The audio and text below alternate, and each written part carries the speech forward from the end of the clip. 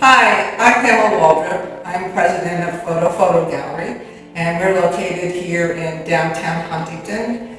Very pleased to be open again after being closed for 5 months due to COVID. Our first competition since we reopened is our 6th International Photography Competition Exhibition. My name is Jim Lennon. I juried this 6th annual photography competition. The main ingredient of what I really look for, strikingly, is light in a photograph.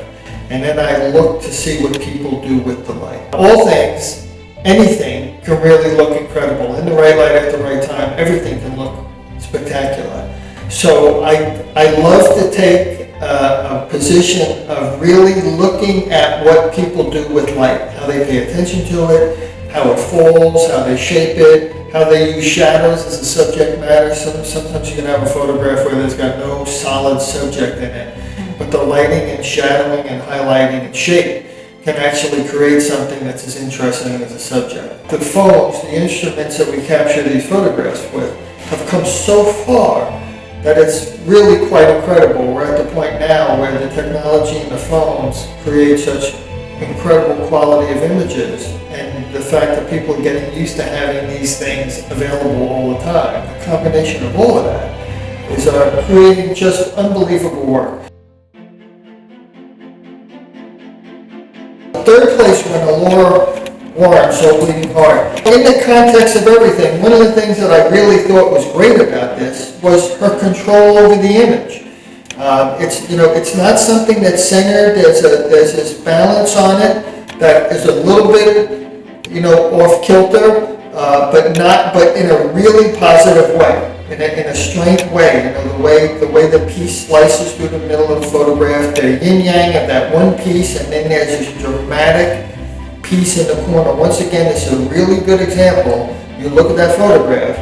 The flower is one little piece of the photograph, but it gets 110% of your attention. Pauline Shirley's Dormant Shipyard, I just found that it's a very symmetrical photo, not necessarily easy to do. And the indoor and outdoor balance of it has a stillness to it in the photograph. And you see it in the water itself. It's a dormant, I didn't know the title of this when I was joining the exhibit, that it's Dormant Shipyard, but one of the things that I thought was really incredible about this is there's just this incredible stillness when you look at the photograph. And everything from the building structure itself, which is this rock solid structure, to the outside, which is obviously a fleeting lit landscape that's going to be different 10 minutes from when she took it, just has this kind of calm and peace to it of just sitting there.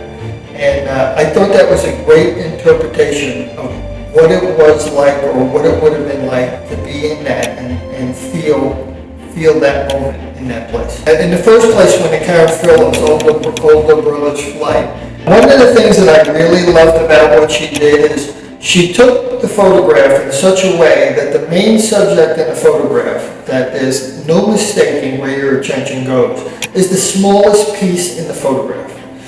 And it's done through the way the light comes in. It's done from the illumination, the matching of the indoor and out. There's a window in the foreground that's way larger than the little boy is way in the background. But the little boy's face, the expression on his face, the concentration out the window, the light just comes in just such a nice, real complementary direction. Everything goes right to drawing you to the little boy's face. The smallest part of the photograph becomes the most important part of the photograph.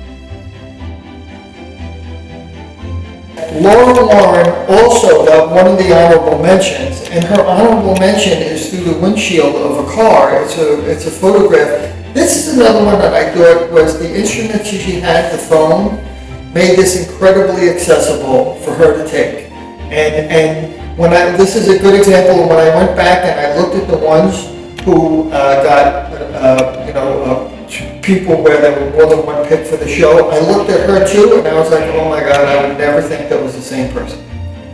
And I think that's great also, because that's, to me, a lot of what photography is about is you look at stuff that you do, and then when you go to another subject, you can apply things that you do for a completely different subject, like a still life, to something that, relates to more of a street, or a passing photograph. Vivian Zeff, her photograph is called Summer Storm. She was another honorable mention. This is another example of, I didn't look at the title, I felt like it was like a fall storm, but probably because that's the season we're in right now. So I just related it to where I am right now. Really incredible use of positive and negative space, and the blacks in the foreground and in the sky are just like completely black. There's nothing else in there. You could have painted that with a brush.